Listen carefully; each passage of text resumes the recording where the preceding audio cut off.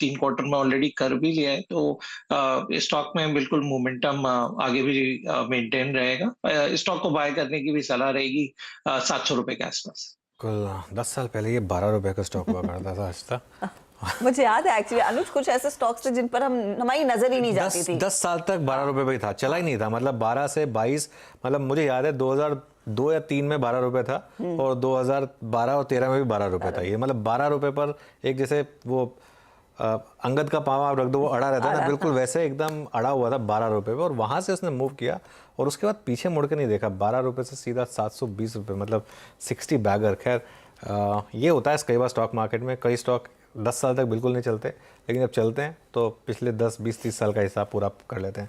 अब आशीष चतुर्मोता को भी जोड़ लेते हैं और कुछ फ्रेश कॉल्स लेते हैं। इस समय निफ्टी एकदम फ्लैट है, देखिए स्टॉक ढूंढना थोड़ा मुश्किल हो रहा है इस समय। तो आशीष जी गुड आफ्टरनून, आप ही बताइए कोई स्टॉक जो आपने इस समय ढूंढा। गुड आफ्टरनून अनुज जी, गुड आफ्टरनून हर्षदा। तो देखिए ऑटो स्पेस पर थोड़ा ध्यान दे रहे हैं और इसमें भी स्पेसिफिकली टीवीएस मोटर्स हमें काफी पसंद आ रहा है। आप स्ट्रक्चरली देखेंगे तो टीवीएस मोटर एक टू व्हीलर स्पेस में ऐसा स्टॉक रहा है जिसने कंटिन्यूसली ट्रेंड के टर्म्स में अपने सभी पीयर्स को सिग्निफिकेंटली आउट परफॉर्म किया।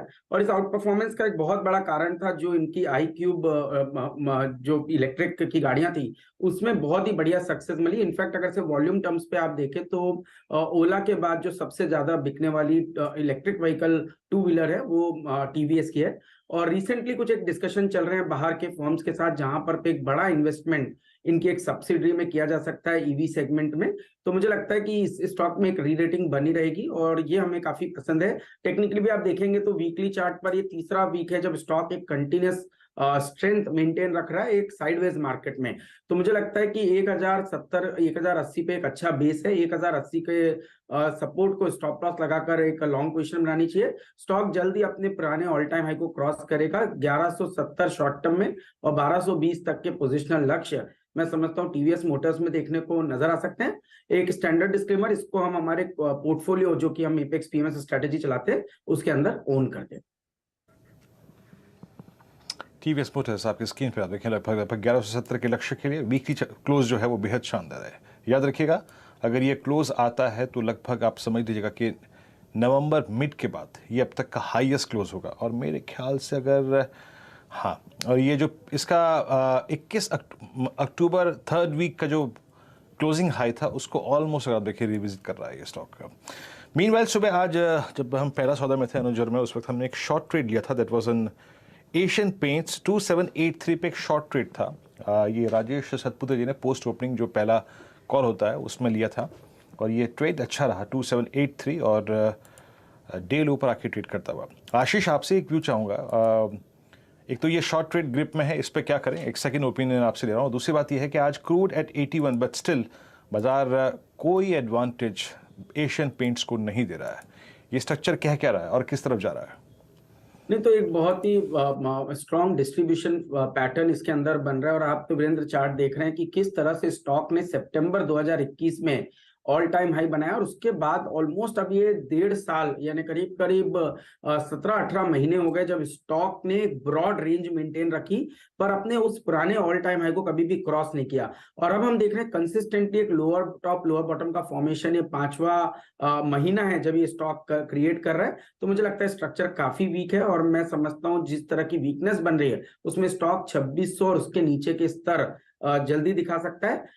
किसी भी स्ट्रेंथ को कन्वर्ट करने के लिए मुझे लगता है स्टॉक को कम से कम 2800 के स्तरों को क्रॉस करना पड़ेगा, जो आज के वॉल्यूम्स को देख के थोड़ा डिफिकल्ट लग रहा है क्योंकि आज भी जो वॉल्यूम है वो लास्ट 5 दिन के वॉल्यूम से 40% हायर वॉल्यूम्स पे ये वीकनेस आ रही है। तो मुझे लगता है 2800 का रेजिस्टेंस जोन एक बहुत बड़ा रेजिस्टेंस जोन रहेगा और 2600 के नीचे फिसलता हुआ मुझे स्टॉक नजर आता है।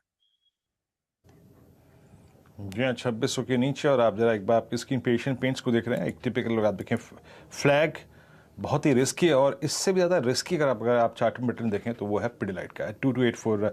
महेश्वरी साहब, बाजार ने इस बार चाहे वो 140 का क्रूड हो या फिर 100 का हो या फिर 80 का हो या 81 का हो, इन दोनों ही स्टॉक्स में एक रत्ती भर का अगर आप देखें इंटरेस्ट शो नहीं किया।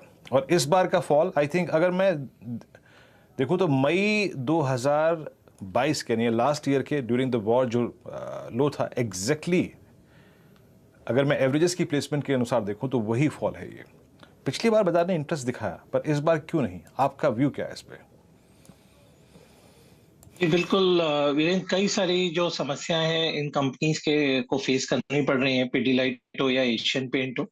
सबसे पहले तो ये कि एक जो थोड़ा सा रूरल डिमांड का एक स्लो डाउन उम्मीद की जा रही है, क्योंकि इस बार विंटर भी काफी हार्श रहा और समर भी काफी हार्श रहेगा, तो जो कंजम्पशन है वहां पे थोड़ा गिरावट की एक मार्केट फेयरफुल है।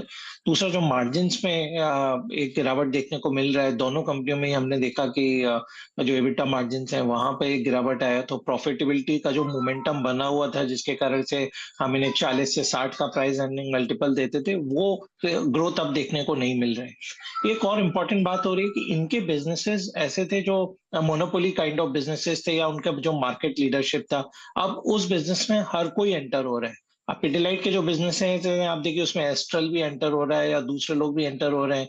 एशियन पेंट का जो पेंट कोर बिजनेस था उसमें ग्रेसम से लेकर कामधेनु और इंडिगो और सारे लोग उनके बिजनेसेस में जाके डेंट करने की कोशिश कर रहे हैं, क्योंकि वो बिजनेस अट्रैक्टिव नजर आता था।